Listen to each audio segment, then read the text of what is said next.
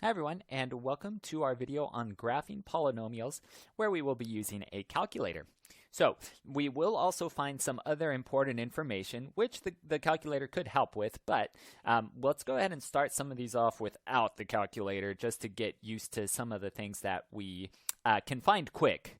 All right, so to make sketches of polynomials, we will want to use a calculator. It will be accurate for us, but let's still go ahead and find these things. Like number one, let's use the leading term to determine the graph's end behavior. Okay, so number one, so the leading term on this graph is just negative x to the fifth, and this is where I like to use a reference to figure out the end behavior. So this is very much like graphing y equals negative x because it has a negative leading coefficient and an odd power, just like this one. So this is negative in the front, and then it does have an odd power. It would be 1, but we usually don't show 1. Okay, so if we have that, then we know what this graph does. Let's go ahead and put it in the dead space. Negative slope means it would go down from left to right, and then the end behavior is just the arrows. And that's it. If they say they want these in words, we could say it rises to the left and falls to the right. Or you could use any other word that's similar to like rises. Okay, so it goes up to the left. Okay, so it goes high to the left, something like that. Or falls, you could say it goes down to the right. Okay, so other words are just fine. Okay, but that's it. Let me go ahead and circle it also in a different color. There it is. Okay, so that's the end behavior. So number one's done. Number two, to find the y-intercept, all we have to do to find the y-intercept of any function is to let x equal 0. So we just plug that in. F of 0 would equal, okay, so it would be negative 0 to the fifth plus 4 times 0 to the 4 minus 4 times 0 cubed. Well, all of these are 0. So in this graph, it is 0, 0. So that's our y-intercept.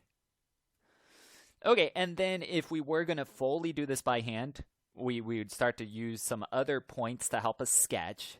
Okay, but that's going to take some time. So if this is where we want to just use technology anyway. However, these two things they might want you to write out, and notice how fast they are without any type of technology. Okay, so what I'm going to do is I'm on Desmos. Okay, so desmos.com and then graphing calculator.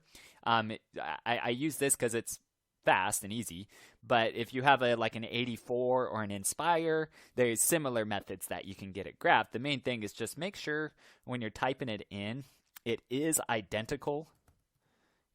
On some old 84s or an 83, if you even use that, you might need to use parentheses. Okay, so but on this problem, it doesn't look like we would need any anyway. Okay, so double check. It's all looking good. It's exactly the same. Okay, and you could even write in f of x equals to make it look identical. Okay, so you could type in the full thing, but you don't need it. What might be useful if doing it like this is if you need multiple graphs in one. Okay, but I'm going to erase it because that's how usually it is in other graphing utilities. Okay, and then here's what's nice about Desmos. I can drag and zoom in real easily with the mouse. And so from here, notice it matches our end behavior. Okay, notice it doesn't, so with this type of scale, it looks like it goes up very fast and goes down very fast, which is true. Okay, so ours will be a little bit curvier, so we'll emphasize certain things. Okay, but we're just going to copy this pretty much. Okay, so let's get this going. And notice once I click on it, it grays some important points out. Okay, so that way we can get those sketched real nice if it gives us a grid. Okay, so this is going to be our sketch. All right, so we'll sketch it the best we can. If we did want some other point, look how far down it goes real fast. Let's do it on a 10 by 10 grid. Notice if I plug in 3, it's not even on this grid. Okay, so just really there. Where's 3? There it is. Okay, so if I plug 3 in. And that's something I could have plugged into the actual function. It does give me negative 27. Okay, so that might be worthwhile for a point. Okay, the other thing we could do, since this function is correct, let's also go to edit. You could see the table in case you wanted actual points that are quicker than just dragging that's probably the faster way on this calculator. Okay, so there's some of them.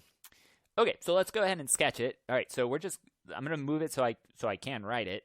Okay, so but in this area, so number 3 and number 4 are kind of together. And let's sketch it out. So we had 0, 0 was important to us. There was also, okay, so I'm using my sketch. There was also a 2 and 0. Okay, so let's label that. All right, and then also in our sketch, there was a dip. It was 1.2 and negative. Okay, so I don't want to write over. Let me put it right here.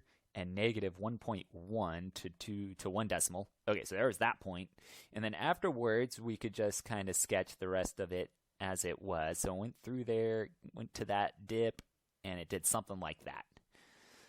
Okay, so there we go. So with our sketch, so notice, so that's what I mean. I'm kind of emphasizing the curviness of it, but everything's there.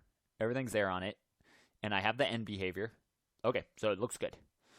Okay, so that's how we can do these problems. Okay, so technology makes things real nice, especially when we're allowed to use it. If you're not allowed to use technology, well, there's number 3 would be longer, but typically we're allowed to use it because they take so long without it.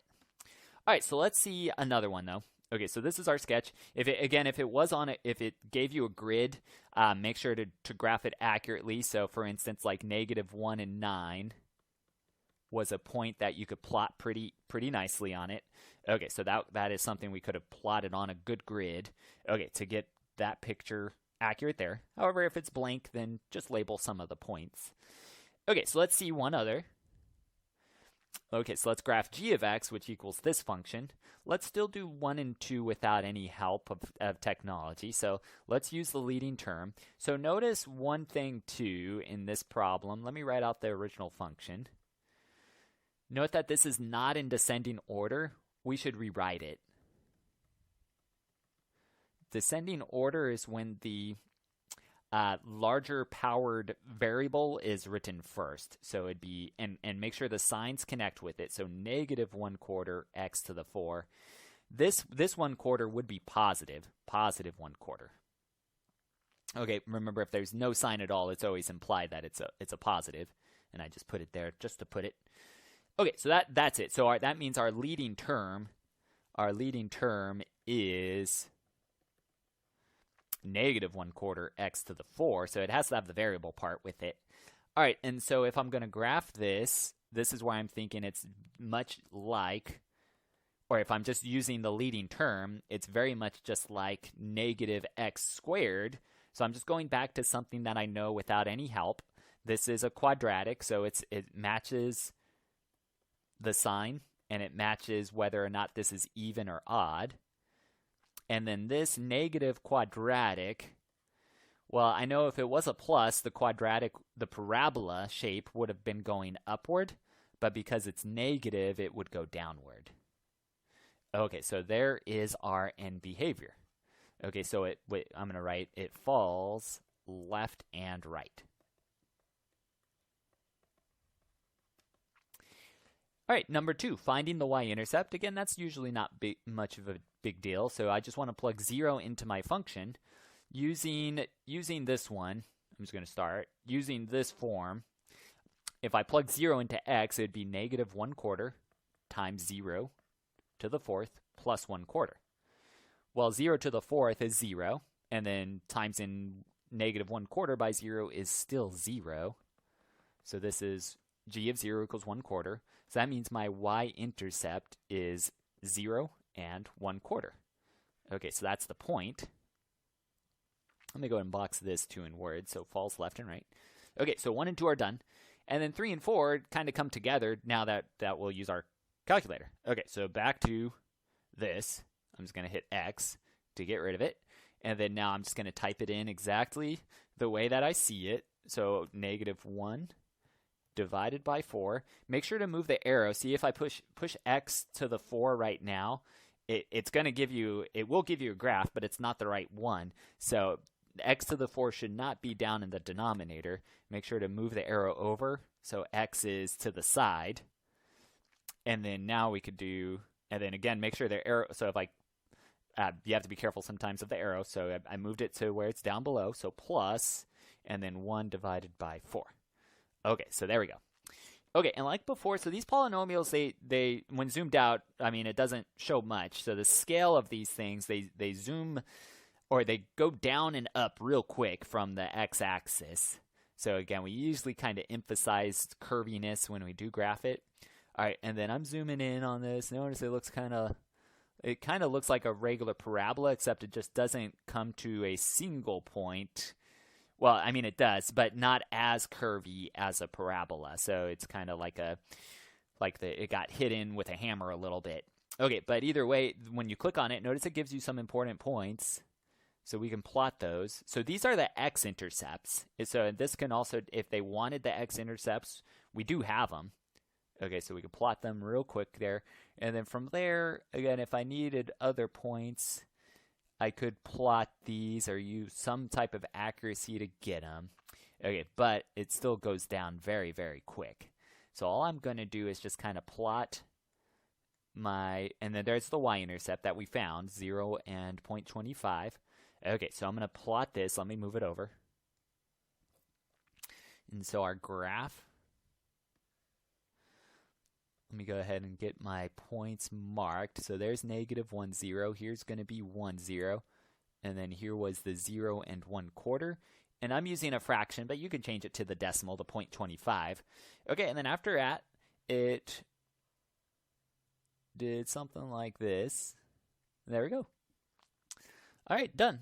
And just like before, if we needed like other points, like in the table, you can go to this cogwheel and click it and use the table function, and then from there you can get other points. So like the negative 2 and 3.75.